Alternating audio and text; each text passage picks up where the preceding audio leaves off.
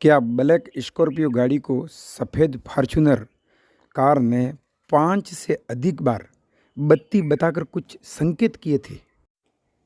और क्या black Scorpio जिसमें अज्जी मुस्कान हस्ती शेर जिंदा दिल लक्ष्मण जी देवासी बैठे थे, तो उसका ड्राइवर क्या ऐसे हालातों को समझ नहीं पाया? दोस्तों, घटना की अगर तह में इंसान जाए, सोचे समझे, तो हाईवे पर एक ब्लैक कलर की पावरफुल स्कॉर्पियो S11 अपनी पूरी रफ्तार के साथ में जा रही है और पीछे से एक सफ़ेद कलर की फॉर्च्यूनर गाड़ी उसको चेज करती है, यानी पीछा करती है।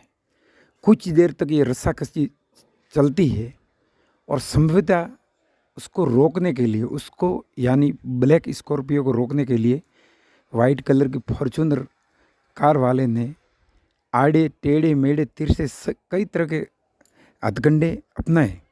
बत्तियाँ भी संभवतः बताई होगी। तो हालात और वहाँ टायरों की चिंगाड़ और ऐसा नज़ारा पेश हो गया था कि मान लो कोई मूवी का नज़ारा हो जो जिसका क्लाइमेक्स चल रहा हो। लेकिन दोस्तों, अंततोगत्वा सफ़ेद कलर की फॉर्च्यूनर गाड़ी ने ब्लैक कलर की स्कॉर्पियो S11 को पीछे छोड़ा और आगे ली, और आगे जाकर के उसने उस गाड़ी को इस तरह से खड़ा किया कि ब्लैक स्कॉर्पियो को रोकना ही पड़ा। अब तरह तरह के सवाल उठते हैं कि जब ऐसे बड़े पैमाने पर जब कोई बिजनेसमैन होता है, और वो भी ख़ास तौर से ऐसे पेशे में, तो उसको दुनिया भर के अनुभव हो जाते हैं कि कहाँ पे अपने जीवन को खतरा हो सकता है।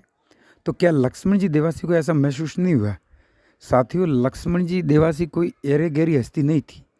एक ऐसा व्यक्तित्व जिनके बारे में पिछले आज 5 दिन से 6 दिन, लेकिन आज तमाम social media, Instagram, WhatsApp, Facebook, जहाँ भी देखो, ट्विटर और न्यूज़पेपर, न्यूज़ चैनल, चर्चा थम ही नहीं रही है।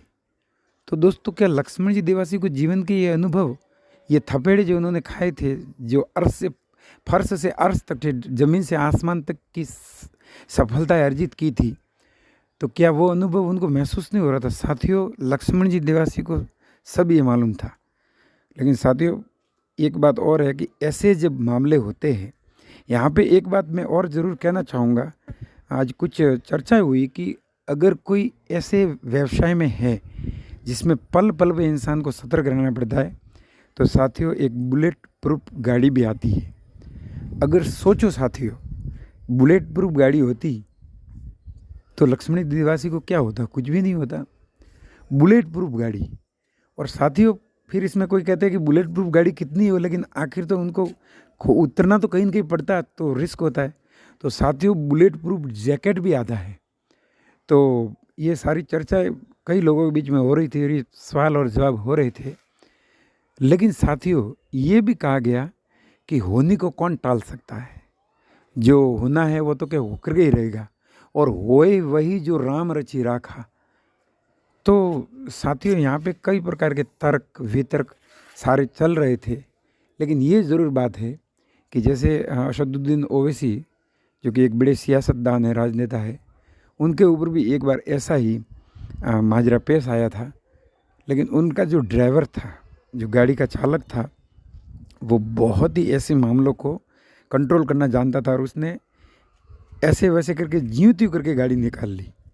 लेकिन यहाँ पे ये कहा जा रहा है कि गाड़ी क्यों रोकी, और जब उनको लगा कि सामने से हमलावर आ रहे हैं, तो गाड़ी को पीछे ले सकते थे। आखिर बाद में भी ली तो पहले से भी ले सकते थे, आड़ी टेढ़ी तिरछी, या सामने से उनके ऊपर भी गाड़ी आगे ले जा सकते थे। लेकिन साथियों, यहाँ पे कुछ तर्क ये भी दिए जा रहे हैं कि जो ड्राइवर बहुत ही मजबूत कलेजा वाला होता है ना साथियों, जब ऐसे हालात होते हैं ना, बात करना सरल है, लेकिन ज़मीनी हालात बहुत, साथियों आप कल्पना नहीं कर सकते। आप और हम, मैं भी ऐसे होते तो बातें करना सरल है, लेकिन हालात कब क्या कर जाए। वो नहीं कहते कि वक्त ने किया कुछ ऐसा सितम, तुम रहे न हम, वक्त की वक्त से क्या शिकायत करे, वक्त ही नहीं रहा, वक्त की बात है।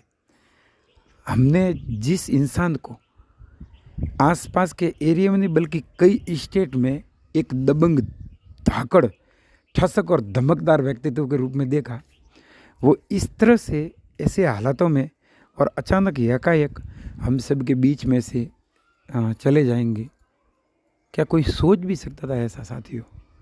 तो वक्त की चाल को साथियों कौन पकड़ पाया है?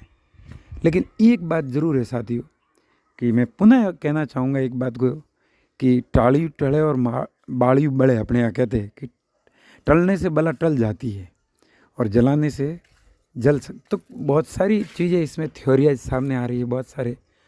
लेकिन साथियों, दिन उस घटना के बाद में कई दिन उगे, कई सूरज उगे, सूरज अस्त हो गए, चांद उगा, चांद अस्त हो गया, सितारे उगे, सितारे अस्त हो गए।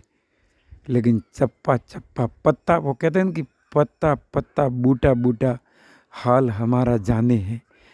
तो चारों तरफ जहाँ नज़र डालो फिजाओं में एक ही खबर वायरल है, एक ही नाम, एक ही बस, लक्ष्मण जी देवासी, लक्ष्मण जी देवासी, लक्ष्मण जी देवासी। आखिर क्या था उनकी शख्सियत में साथियों?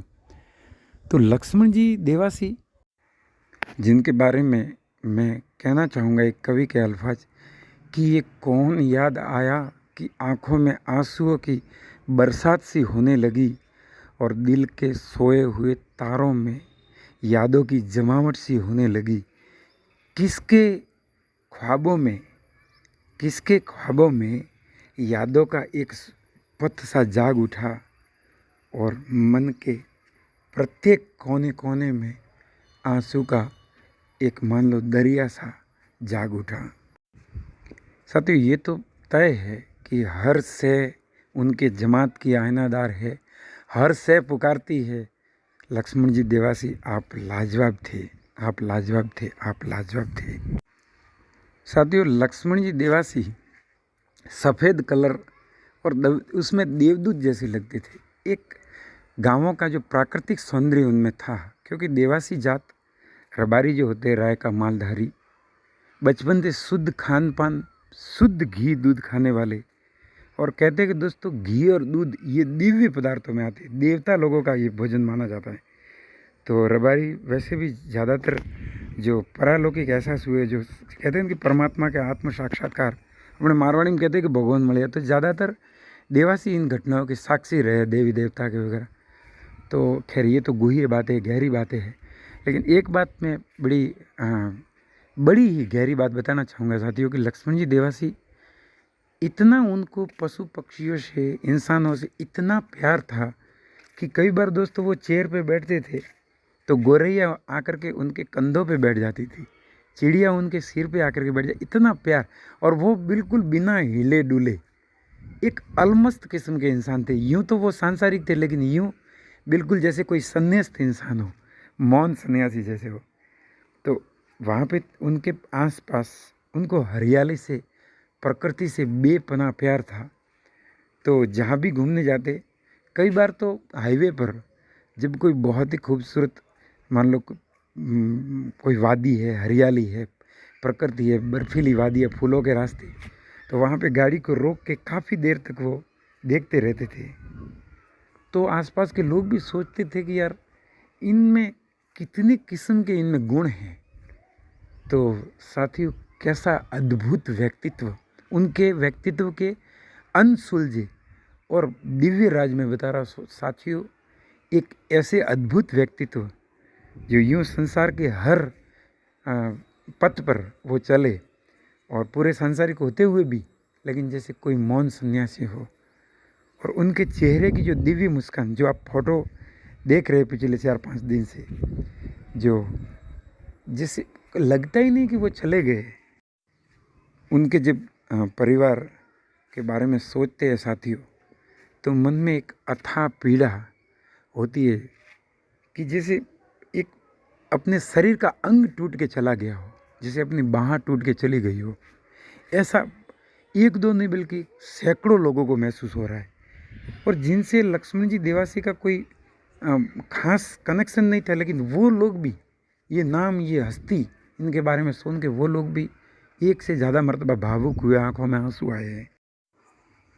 उनकी जिंदगानी के बारे में कहे तो वो किसी शायर के शब्दों में कि एक राजा था, एक रानी थी, पास पैसा था और ताकत भरी उनकी जिंदगानी, पारिवारिक ठाठ, चमक दमक और ठसक और धमक थी।